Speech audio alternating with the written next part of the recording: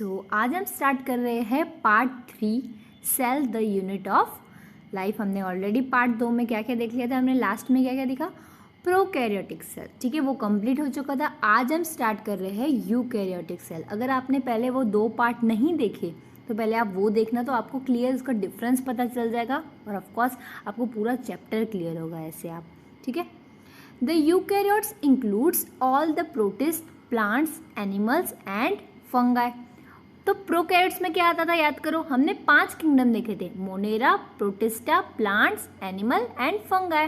तो प्रोकैरियोट में क्या आता था, उसके अंदर मोनेरा, क्लियर, और यूकैरियोट्स में क्या आएगा, protist, plant, animal and fungi. ये सब क्या है, यूकैरियोट्स है, clear. In eukaryotic cells there is an extensive अभी समझोगे, कंपार्टमेंट्स बने हुए साइटोप्लाज्म। इसका मतलब क्या हुआ, पहले इसका मतलब समझते फिर हम आगे बढ़ेंगे, ठीक है। जैसे ये सेल है,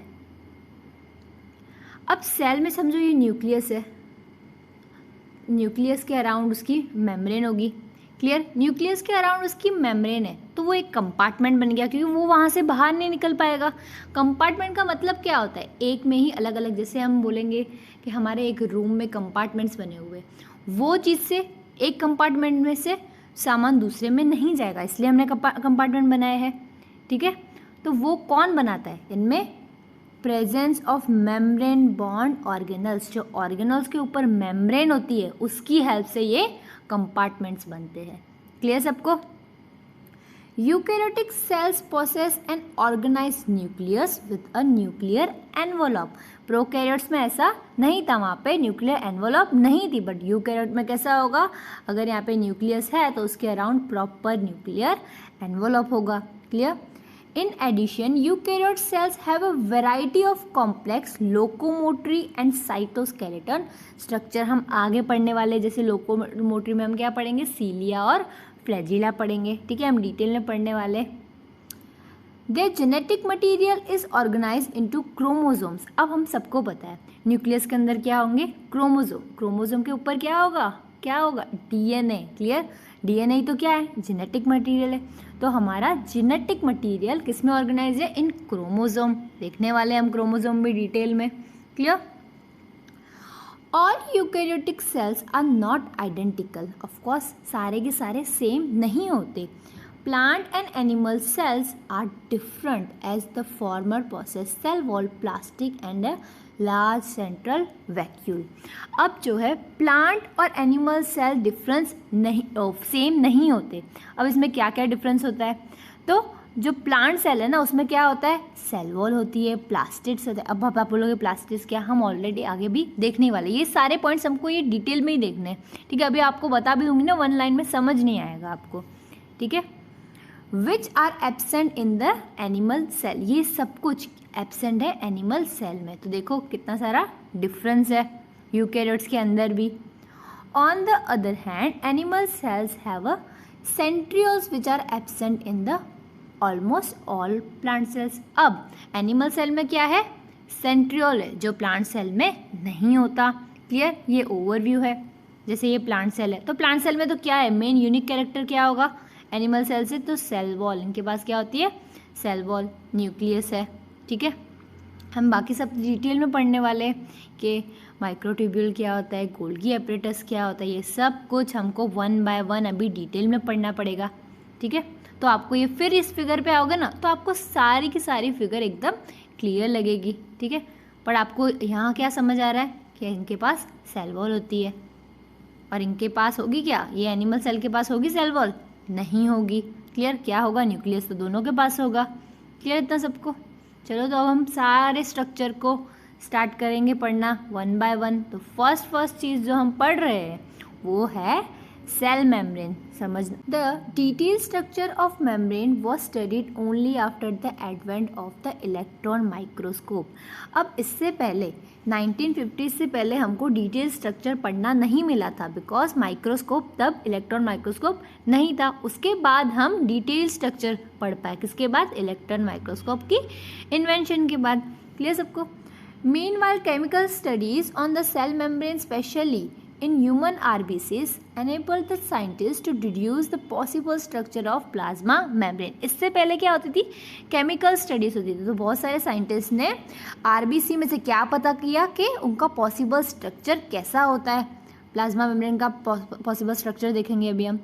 this study sure that the cell membrane is mainly composed of lipids and proteins. इस स्टडी ने हमको क्या बताया कि सेल मेम्ब्रेन किससे बनी हुई है, लिपिड्स और प्रोटीन्स से. क्लियर सबको. द मेजर लिपिड्स, अभी लिपिड में सबसे ज़्यादा वाला कौन सा लिपिड है, तो phospholipid, that are arrange in a bilayer. अभी हम देखेंगे ऐसे बाइलेयर में, वापस बनाती हूँ मैं, ऐसे बाइलेयर में अरेंज होगी. ठीक है, ये स्ट्रक्चर आपको याद रख लो, अभी मैं आपको समझाऊंगी इसके बारे में. ठीक है. Also the lipids are arrange within the membrane with the polar heads toward the outer side. ये हेड है, ठीक है, ये किसे, outer side. And the hydrophobic tails, ये क्या है, हाइड्रोफोबिक मतलब क्या होता है, हाइड्रोफोबिक जिसको वाटर से फोबिया है, ऐसा समझो. ठीक है, तो ये टेल्स है ना इनकी, उनको वाटर से फोबिया है, तो वो इनसाइड, अंदर की, ये दोनों इनसाइड यानी अंदर की तरफ है, देख सकते हो. और इनके हेड कैसे है, बाहर की तरफ है. आप बोलोगे फिर ऐसा क्यों, बिकॉज टेल को क्या है, हाइड्रोफोबिया है, यानी वाटर से उसको फोबिया है. क्लियर. तो अब बाहर के साइड होंगी तो वाटर, सेल के बाहर भी पानी होता है और सेल के अंदर भी पानी होता है, तो इसलिए इनका मुंह कैसा है, इनसाइड है, अंदर की तरफ है. यहाँ ऑफकोर्स यहाँ ये सेल का अंदर का पार्ट हुआ, तो यहाँ पे भी पानी होगा, ये बाहर का पार्ट हुआ, यहाँ पे भी पानी होगा. क्लियर इतना सबको.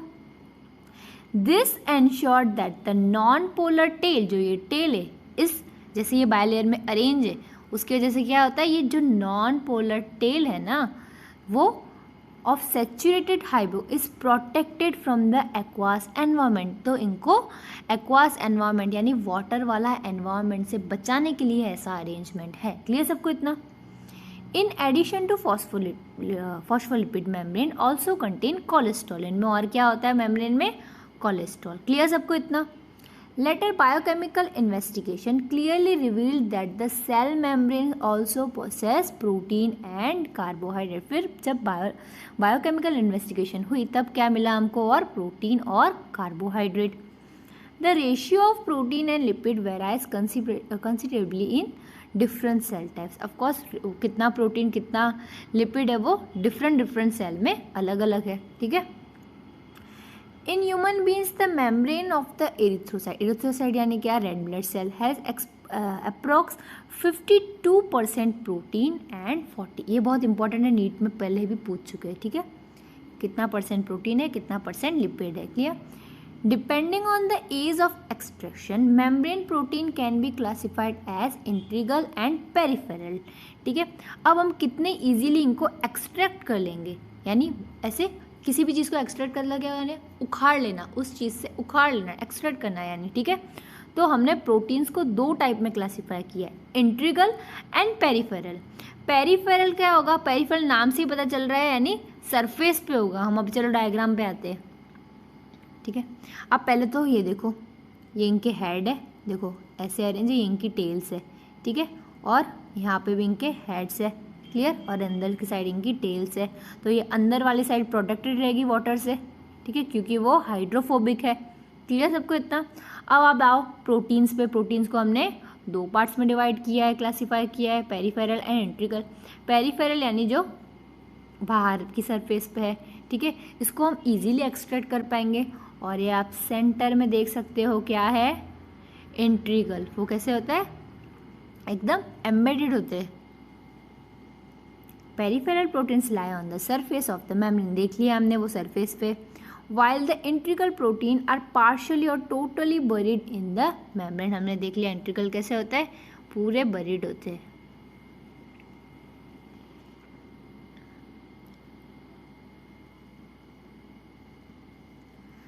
An improved model of structure of cell membrane was proposed by Singer and Nicholson. बहुत इंपॉर्टेंट, नाम याद रखना है.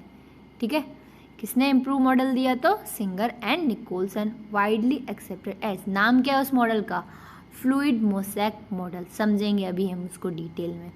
According to this the quasi fluid nature, अब क्वेजी का मतलब क्या होता है, यानी पार्टली फ्लूइड पार्टली सॉलिड, उसको हम क्या बोलेंगे, क्वेजी फ्लूइड नेचर। क्लियर सबको इतना? Of lipid enables lateral movement of protein, ये जो क्वेजी फ्लूइड जो पार्टली सॉलिड है पार्टली लिक्विड है, उसकी वजह से क्या होता है, जो प्रोटीन्स होती है ना, वो पूरी बायलेयर जो हमने देखी बायलेयर बनी हुई है, ठीक है, ऐसी बायलेयर बनी हुई है, वो इस नेचर की वजह से प्रोटीन इजीली मूव कर पाते हैं। Clear? This ability to move within the membrane is measured as its fluidity, इसको हम क्या बोलते हैं, जो ऐसे ऐसे जा सकते हैं, फ्लूइडिटी। ऑफकोर्स सबको पता होगा फ्लूइडिटी क्या है, तो वो प्रोटीन कितना इजीली मूव कर पा रहे हैं, हम कैसे मेजर करेंगे, उसकी फ्लूइडिटी से। क्लियर सबको ऐसा? The fluid nature of the membrane is also important from the point of view of functions like, अब फ्लूइड नेचर किस किस में हेल्प करेगा, और सेल ग्रोथ में हेल्प करेगा, formation of intercellular junction, secretion, endocytosis, cell division etcetera, ये सब फ्लूइड नेचर है, इस वजह से हेल्प हो रही है इसमें। ठीक है, one of the most important function of plasma membrane is the transport of molecule across it. अब फंक्शन क्या है मेन, ठीक है, प्लाज्मा मेम्ब्रेन का मेन फंक्शन क्या है, ट्रांसपोर्ट करना। क्या ये फंक्शन आ गया, क्या है, ट्रांसपोर्ट करना मॉलिक्यूल्स को। The membrane is selectively permeable, अब आप बोलोगे ट्रांसपोर्ट कैसे, मतलब क्या, देखो ये सेल है, सेल के ऊपर क्या होगी, प्लाज्मा मेम्ब्रेन होगी। अब सेल के अंदर भी कुछ मॉलिक्यूल्स की रिक्वायरमेंट होगी और सेल से बाहर भी कुछ मॉलिक्यूल्स को हमको भेजना पड़ेगा। ठीक है, उसको ही हम बोल रहे हैं transport of molecules. Clear? The membrane is selectively permeable to some molecules present on either side. अब ये जो मेम्ब्रेन होगी ना बाहर वाली, ठीक है, वो सिलेक्टिवली परमिएबल है, कुछ कुछ को ही अंदर आने देगी और कुछ कुछ को ही बाहर जाने देगी। क्लियर इतना? Many molecules can move briefly across the membrane without any requirement of the energy। अब जो इजीली बाहर आ पा रहे और अंदर जा पा रहे, ठीक है, इजीली, एनर्जी नहीं लग रही उनको, उसको हम क्या बोलेंगे, पैसिव ट्रांसपोर्ट। ठीक है, एनर्जी बिगर जो मेम्ब्रेन के आर पार जा सक रहे, उसको हम बोलेंगे passive transport. Clear? Neutral solute make move across the membrane by the process of simple diffusion. ठीक है, कौन मूव कर पाएगा ऐसे, तो neutral solute along the concentration gradient. ठीक है, हायर से लोअर। ठीक है, तो पैसिव कैसे जाएगा, हायर से लोअर। क्लियर सबको? यहाँ पे हायर कॉन्सेंट्रेशन है वाटर का और यहाँ पे कम है, तो कैसे जाएगा, हायर से लोअर। क्लियर? वाटर में also move across this membrane from higher concentration to lower concentration. Clear? Movement of water by diffusion, क्या बोलेंगे, movement of water by diffusion, उसको क्या बोलेंगे, osmosis. Clear? As the polar molecule can not pass through the non polar lipid. अब आते हैं polar पे। Polar यानी क्या होता है, चार्ज मॉलिक्यूल, जिसपे चार्ज है। हमने पहले न्यूट्रल की बात की तो पैसिव हो जाएगा, उसमें कोई एनर्जी नहीं लग रही है। ठीक है, अब आती है बात पोलर की। ठीक है, चार्ज है तो लिपिड बायलेयर से उसको नहीं पास होने देंगे। ठीक है, डायरेक्ट उसको पास नहीं होने देंगे। They require a carrier protein of the membrane to facilitate their transport. उनको क्या चाहिए होगा, एक कैरियर प्रोटीन चाहिए होगा। क्लियर सबको इतना? क्या चाहिए उनको, कैरियर प्रोटीन के इस साइड से उस साइड जा पाए, इसलिए क्या चाहिए उनको, carrier protein, because membrane allow नहीं कर रही उनको। A few ions or molecules are transported across the membrane against their concentration। तो against जो लोअर से हायर जाता है उसको क्या बोलेंगे, against concentration। ठीक है, उस प्रोसेस में क्या लगता है, ATP यानी एनर्जी लगती है उस प्रोसेस में, उसको हम क्या बोलते हैं, एक्टिव ट्रांसपोर्ट। इसमें इस पैराग्राफ में हमने क्या सीखा, पैसिव और एक्टिव ट्रांसपोर्ट। क्लियर? अब जब हम आगे देखेंगे ना एग्जाम्पल, सोडियम और पोटेशियम पंप होता है, जैसे 3 सोडियम के बदले 2 पोटेशियम आ सकते हैं, ऐसा होता है, हम आगे देखने वाले हैं वो भी। क्लियर? अब हम देखेंगे cell wall. As you may recall, a non living rigid structure called the cell wall forms the outer covering for the. अब सेल वॉल किसका यूनिक कैरेक्टर है, पहले बताओ, किस में एब्सेंट होती है, तो एनिमल सेल में एब्सेंट होती है। ठीक है, अब सेल वॉल क्या होती है, नॉन लिविंग होती है और रिजिड स्ट्रक्चर होती है। ऑफकोर्स सेल वॉल आ गया, ऑफकोर्स वो रिजिड तो होगी होगी। Clear. Forms an outer covering for the plasma membrane of fungi and plants. किस में देखने मिलेंगे हमको, फंगाई और प्लांट्स में outer covering.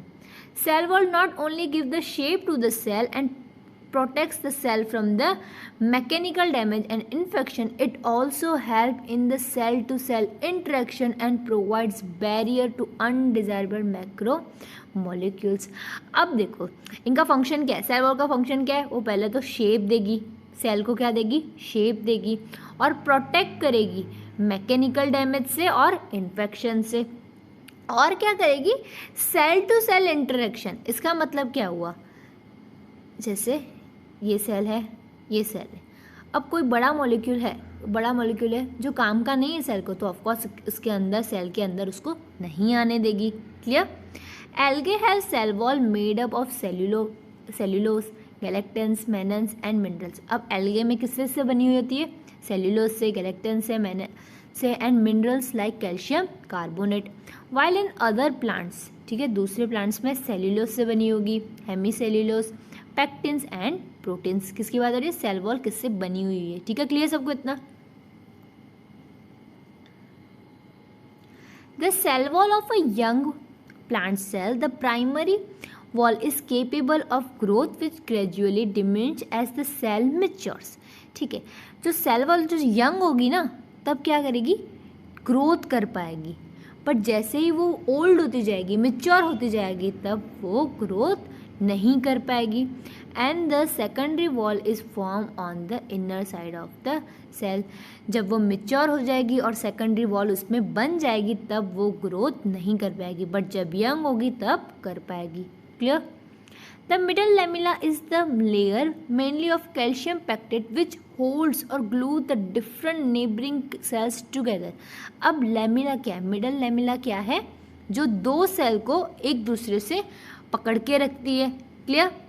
The cell wall and the middle lamella may be transferred by plasmodesmata which connect the cytoplasm of the neighbouring cell. अब देखो ये एक सेल है, ठीक है, ये है दूसरा सेल, अब ये दोनों को कनेक्शन मिल रहा है यहाँ से, इसको हम क्या बोलेंगे, प्लाज्मोडेस्मेटा। क्लियर सबको इतना।